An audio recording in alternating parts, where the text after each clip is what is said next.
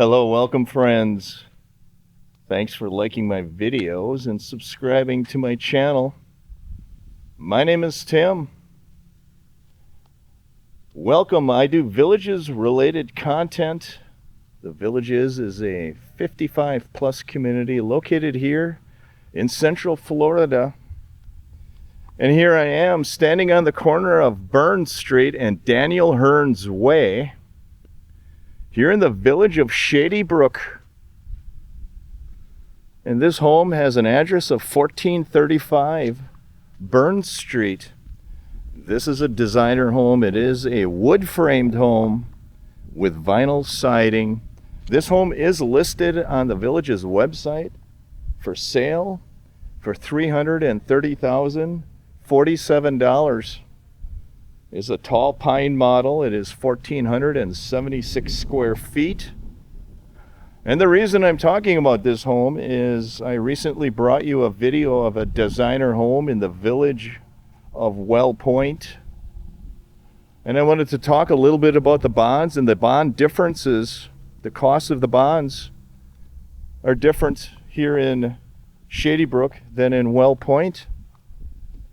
You can see that this designer home is located near a community of cottage homes. And I also want to talk a little bit about that. These homes are located in the village of Well Point. They are located in a neighborhood called Unit 229V. And those units are unique and distinct, and they identify the bond amortization schedules. And I wanted to show you this home because this home has a bond that's equal to the bonds in that neighborhood there, the cottage home. And I wanted to discuss a little bit about what those bonds are. Here in Unit 229V. So the bond amount on these homes are $41,976. And I did a video prior of a designer home in the village of Well Point that had a bond amount of $46,800. So you can see that the bond amounts are quite lower here in Shady Brook, at least in this neighborhood.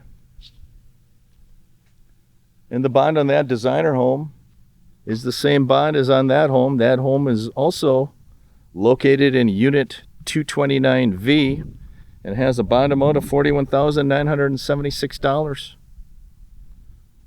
That's $5,000 lower than the designer home in Well Point that was located in Unit 144V. So I wanted to show you and illustrate to you how the different neighborhoods can vary in bond amounts. And as I walk through these neighborhoods, again, I'm not noticing any curb and gutter in these neighborhoods.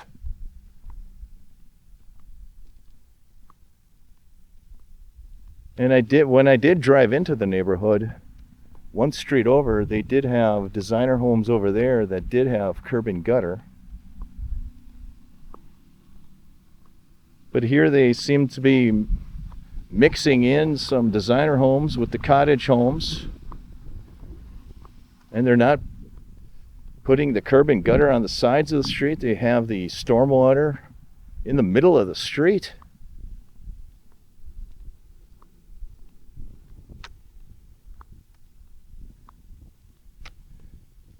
I think these neighborhoods here in the south look a little more cookie cutter. What am I trying to say? I think a little more mass produced, not as custom as the neighborhoods in the north. And if the logic holds true, the residents will be obligated to maintain these streets through their payment of maintenance assessments. So I think your maintenance assessment payments are going to be higher here in the south, and they're going to continue to go up as time goes on, because there's going to be more and more streets that are going to be maintained directly by the residents and by the community development districts. And the reason that's important to know is if the streets were maintained by the county, they essentially spread the cost over the residents of that county. And if the streets are maintained by the district or by the residents of the district, those costs are going to be in the maintenance assessment fees, and they're going to be spread over fewer people. It's going to be spread over the people that live in the district. And this is District 15. And all the maintenance assessments are calculated by the district.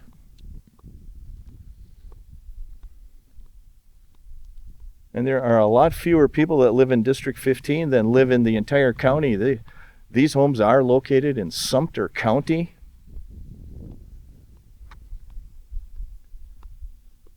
So you let me know in the comments below what you think is better, to maintain these roads at the district level or at the county level. I know some of my subscribers have indicated that it's better to maintain it at the district level because they think they're going to get more responsive and timely maintenance, which might be true.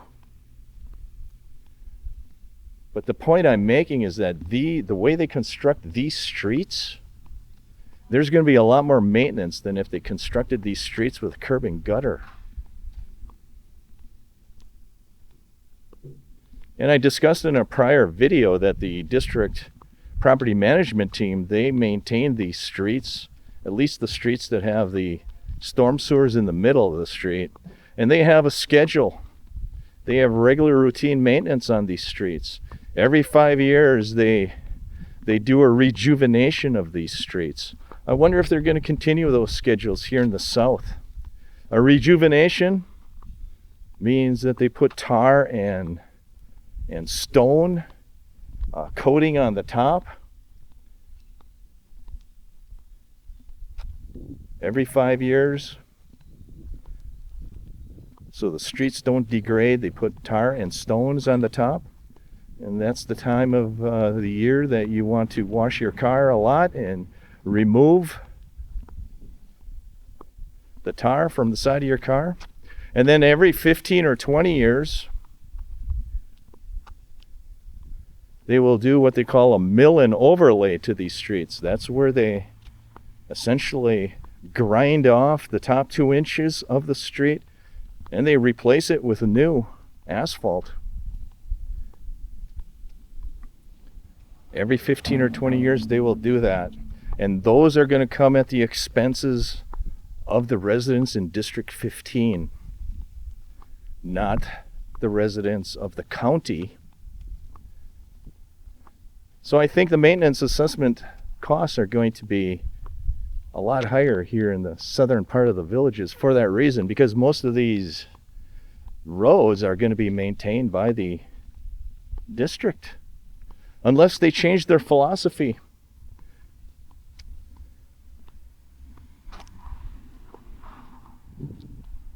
Here is the corner of Bar Boulevard.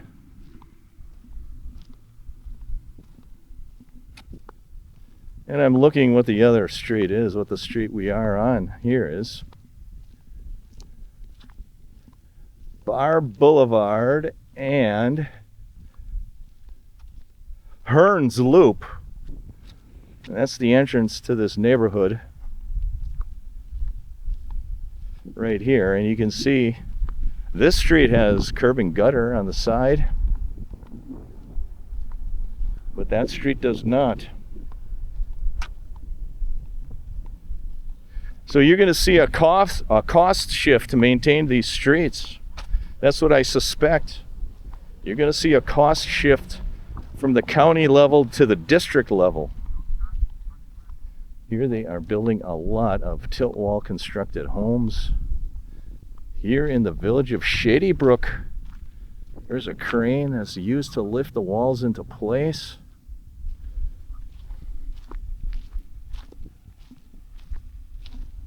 And this is what I mean, friends, when I say streets being made with curb and gutter on the side.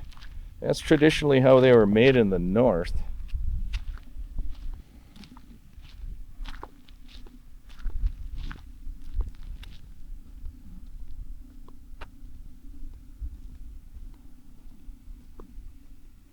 So it's very unique here in the south.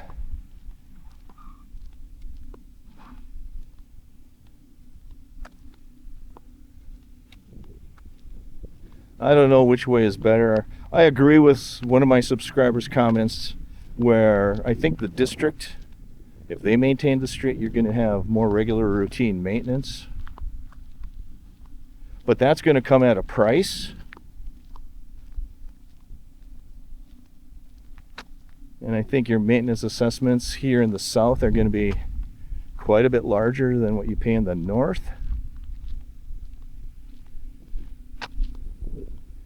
I know in the north, the maintenance assessment, it's not uncommon for a designer home that you're paying $500 or $600 a year in maintenance assessments in the north. I think in the south, it's going to be quite a bit. I think it's going to be at least double that.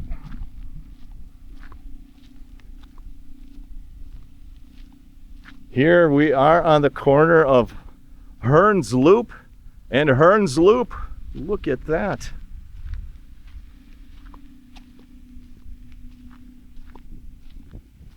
And these are designer homes here. You see the curb and gutter. So I'm surprised that they have a designer home kind of located near that cottage home neighborhood.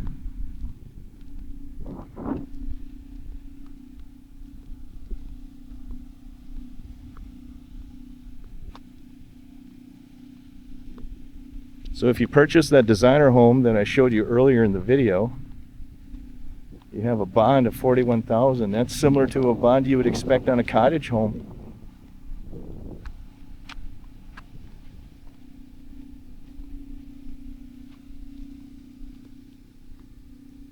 Here you have tilt wall constructed designer homes mixed in with wood frame designer homes.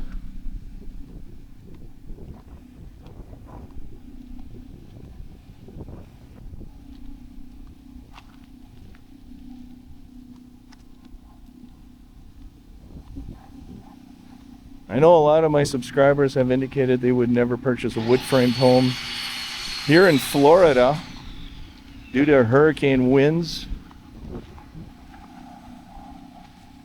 I've never heard of any wood-framed home blowing over because of a hurricane.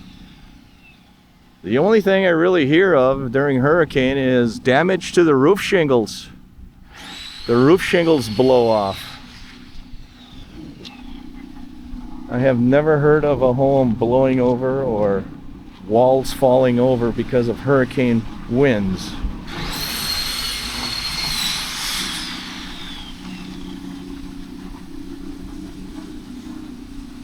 I agree that it is much safer to have a block and stucco or a tilt wall constructed home here in Florida.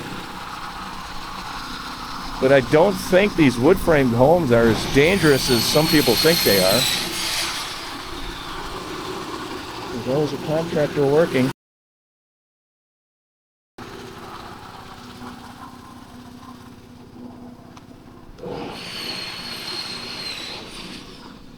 So here we're back at Burns Street and Hearns Loop.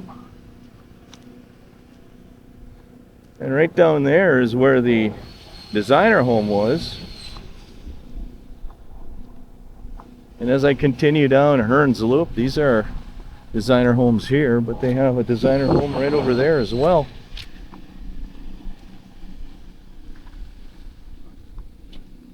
Here you have curb and gutter. So the moral of the video is know your location, know your surroundings, know that the bond costs can vary from neighborhood to neighborhood. And those bond costs basically vary due to the number of acres within the district, the number of acres within the neighborhood, essentially the unit, because all these neighborhoods have unit numbers. So in District 15, there could be 40 or 50 different neighborhoods with different bond amounts. And that's how the village essentially finances these neighborhoods. They build a district. Within the district, they build 40 or 50 neighborhoods, and then they calculate how much acreage that neighborhood consumes of the entire district's acreage, and then they allocate the cost to develop that district to those neighborhoods based on the acreage. That's essentially what they do. So in a designer home neighborhood, your maintenance assessment fees and your bonds will be higher because there's fewer homes in that neighborhood. For instance, in a patio villa neighborhood, there might be 60 or 70 homes. In a designer home neighborhood, there might be 30 or 40 homes consuming similar acreage. So they spread the cost to develop the neighborhood or the district to those units. And it depends on how many homes are in that unit. That kind of drives your bond amounts. It kind of drives your maintenance assessment fees as well, because they calculate the maintenance assessment fees very similarly. They allocate it to the unit based on acreage.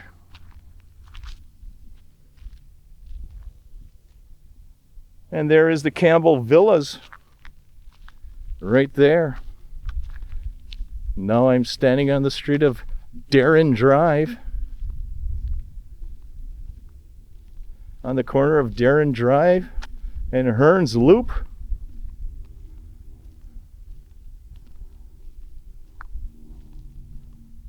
And these are the Campbell Villas. Thank you for liking. Thank you for subscribing. Have a great week, everyone.